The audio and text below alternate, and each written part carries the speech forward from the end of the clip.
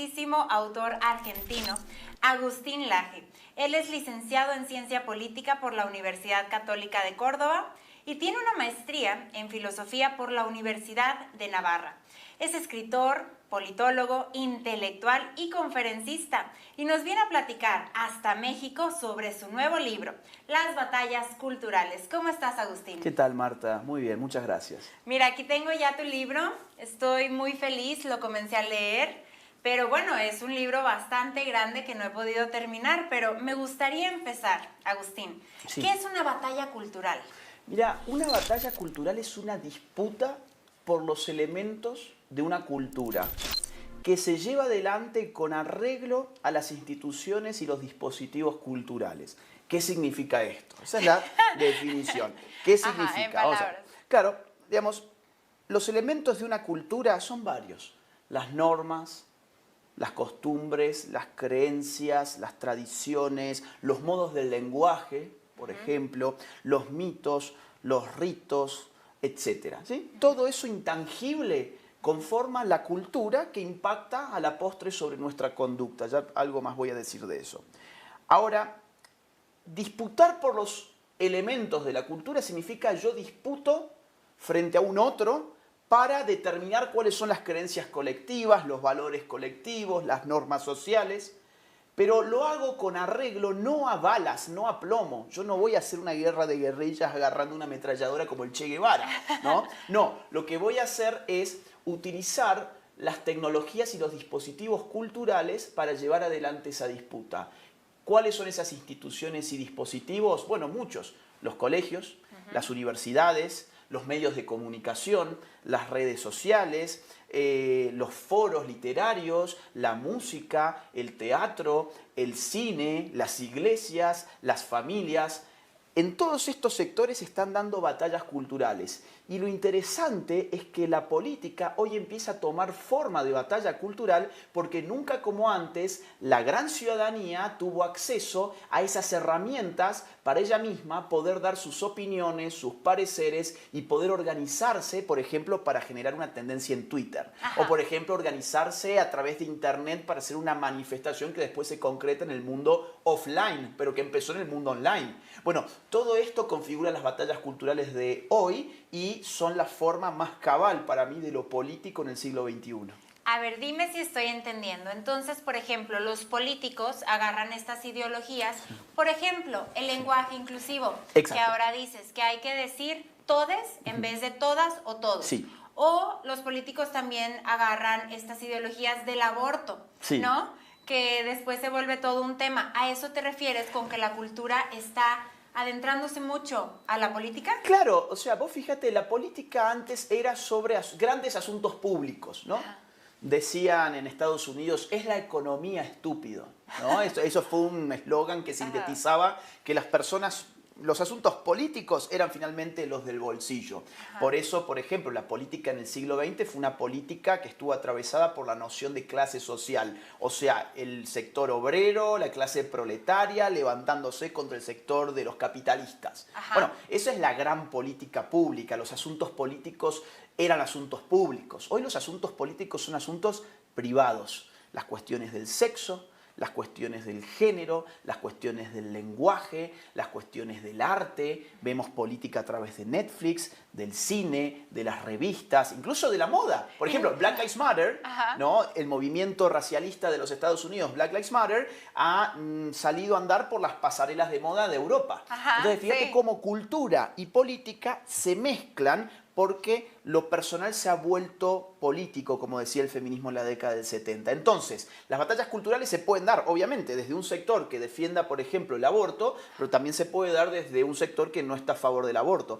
Las batallas culturales son independientes a las ideologías de cada quien. La batalla cultural es la forma de la disputa. Es una disputa que pone en el centro los elementos de la cultura y que los disputa a través de los sistemas de la cultura que mencionaba recién. Ok, Agustín, pero eso a mí me parece algo muy bueno, traer estos temas de conversación a lo político y como decías tú hace un rato, ahora todos podemos opinar a través de redes sociales. A mí me parece muy bueno que todos puedan expandir sus opiniones a través de redes sociales y que el celular no te sirva simplemente para sacarle una fotografía a tu plato de comida Ajá. o para hacer tu selfie en el baño, que atrás se ve el retrete, ¿no? Ajá. No, bueno, eso está bien, si les gusta hacerlo, háganlo, está bien. Ajá. Pero a mí lo que más me gusta de esa tecnología es que te permite compartirle al mundo lo que vos opinás. Eso me parece obviamente que es el polo democrático que tienen las redes sociales. Por eso yo no es que yo critico la batalla cultural, al contrario. Yo digo, acá hay que dar batallas culturales porque es la forma de la política hoy. Ajá. Lo que yo no coincido con vos es que sea bueno que la política tome los asuntos personales de los individuos, porque la política en última instancia siempre es una referencia al Estado. Okay. Es decir, cuando yo politizo un tema, ese tema termina siendo estatizado, porque el Estado es la organización política moderna por definición. ¿Dónde están los políticos en el Estado? ¿Qué temas toma el Estado? Los temas políticos. Por lo tanto, si yo politizo, por ejemplo, mi identidad de género, no va a faltar mucho tiempo para que una ley termine institucionalizando ciertas identidades de género, volviéndolos artefactos políticos. Eso a mi juicio es muy negativo porque termina politizando la totalidad de la vida y se difumina la frontera que separa lo público de lo privado. Los sistemas totalitarios se caracterizan precisamente por difuminar lo público de lo privado y mezclarlo absolutamente todo, y para mí eso es un problema al final de cuentas para la libertad. Porque una cosa es que una persona tenga la libertad de autopercibirse mujer siendo biológicamente hombre. Yo no voy a cuestionar eso. Lo que sí yo cuestiono es que ese sea un asunto político que genere una obligación social, incluso legal, en mi persona.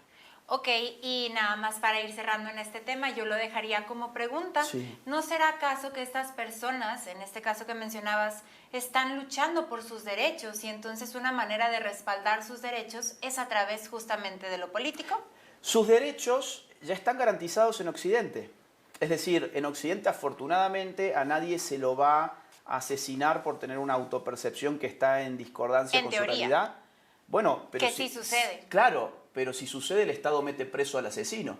Pues, o debiera hacerlo. Debería. Ok, legal, Ajá. claro. A ver, esto se puede sacar del asunto del género y decir, bueno, en Occidente también es ilegal asesinar a una persona para robarle un celular. Pero lamentablemente ocurre y lamentablemente en muchos casos esa persona nunca termina presa. Sí. Las injusticias existen por doquier y no están atravesadas necesariamente por asuntos de género. Y más en América Latina. Más en América Latina. En Argentina te pueden acuchillar de atrás porque te vieron que estabas mandando un mensaje de texto y quieren tu celular. Ahora, en Occidente no es un problema real. ¿El derecho cuál es? Vamos a ver. El derecho es a que yo pueda autopercibirme como yo desee sin que otro me agreda a mí por eso. Pero yo no tengo el derecho de imponerle al resto mi autopercepción. Ahora, cuando se habla de los derechos reclamados al Estado, generalmente se habla de eso mismo. Te voy a poner un ejemplo. En algunos estados de los Estados Unidos, por ejemplo, en California y en Nueva York, ya hay multas dinerarias muy altas. En Nueva York son $125.000, en California son $250.000 para la persona que no utilice correctamente los pronombres de género.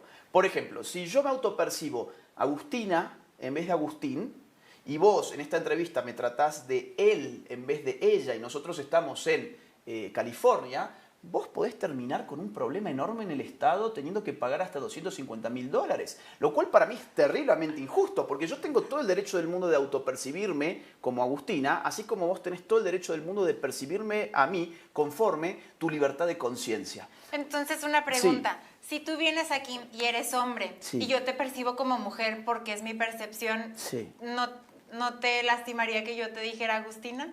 No. En absoluto. Y aún lastimándome... ¿Qué dice el público? Aún lastimándome, sería ridículo que vos tengas que pagar $250.000 de multa porque heriste mis sentimientos. Herir los sentimientos de una persona no es un delito. O sea, vamos a poner, por caso, yo te percibo como un hombre y yo te hablo a vos de él. Bueno, vos me podés decir, mira, sos un maleducado, te vas de mi medio de comunicación, no me interesa tener un diálogo con vos, listo, se acabó. Pero sería ridículo que metamos al Estado para disputar una cuestión de sentimientos. Le estamos dando al Estado demasiado poder sobre los individuos, a mi juicio. Entiendo. Y por eso estamos aquí el día de hoy, para poder platicar sobre tu libro.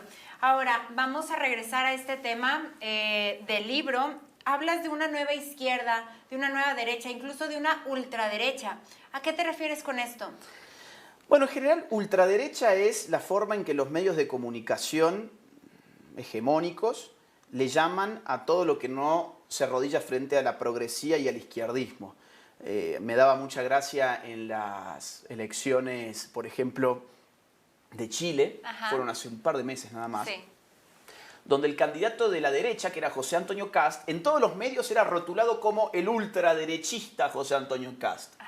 Y Boric, que viene del Partido Comunista y tiene una alianza con el Partido Comunista y que él se asume como comunista, y que incluso ha reivindicado al terrorismo marxista en Chile, como el MIR, no, él es de izquierda. O sea, Boric es de izquierda. Ahora, alguien que no es de izquierda es de ultraderecha. Entonces, a mí eso de ultra, mega, super, hiper derecha me tiene sin cuidado. Yo hablo de vieja derecha, vieja izquierda, nueva izquierda. La vieja izquierda es aquella que trataba de hacer la revolución obrera, la revolución comunista, apostando al conflicto de clases. Las clases sociales son grupos de personas que se definen por su relación con el sistema económico. Por ejemplo, un obrero, la clase obrera, hablamos de la clase obrera, un obrero es parte de la clase obrera.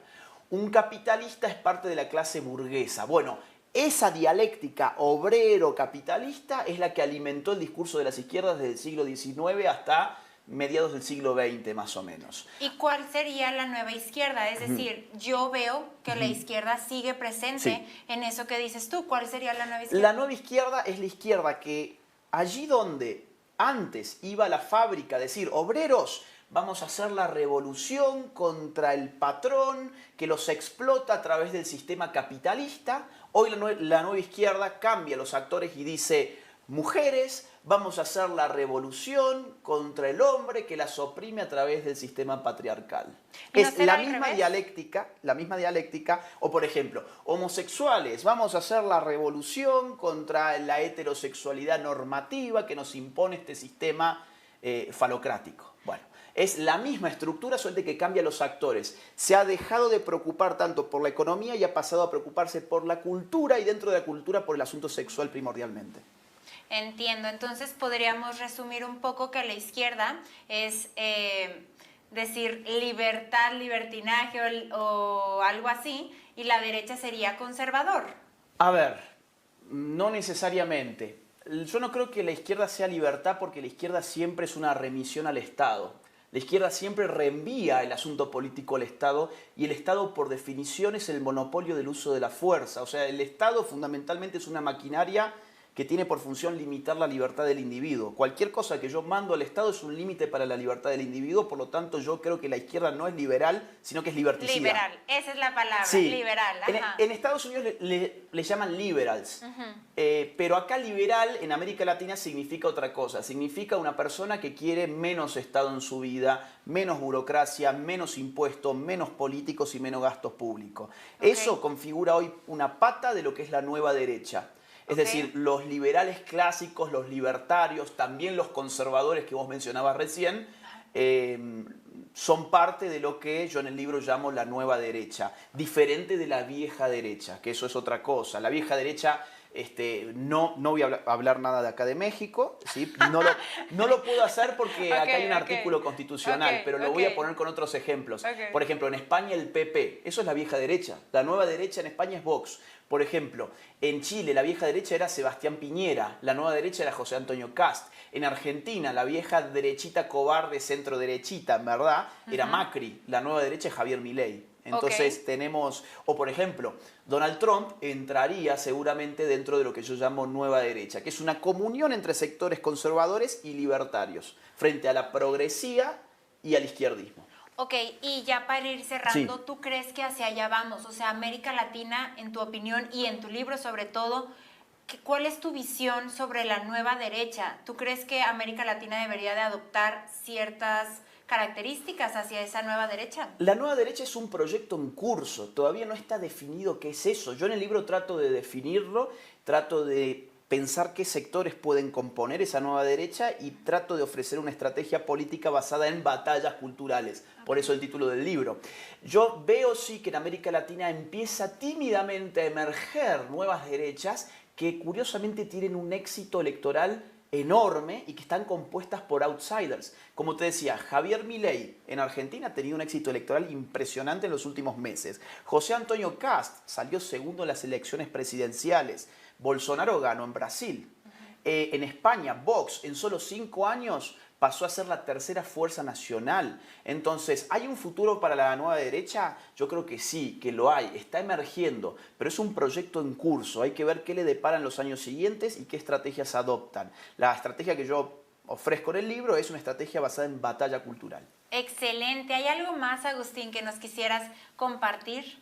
Bueno, yo creo que es un libro que empodera a cualquier ciudadano mínimamente interesado en asuntos políticos. Si bien es un libro que tiene su densidad intelectual, vos me comentabas fuera del aire que Sí. lo has estado siguiendo y tiene su densidad intelectual, yo creo que lo que yo trato de aportar es a que la gente pueda empoderarse.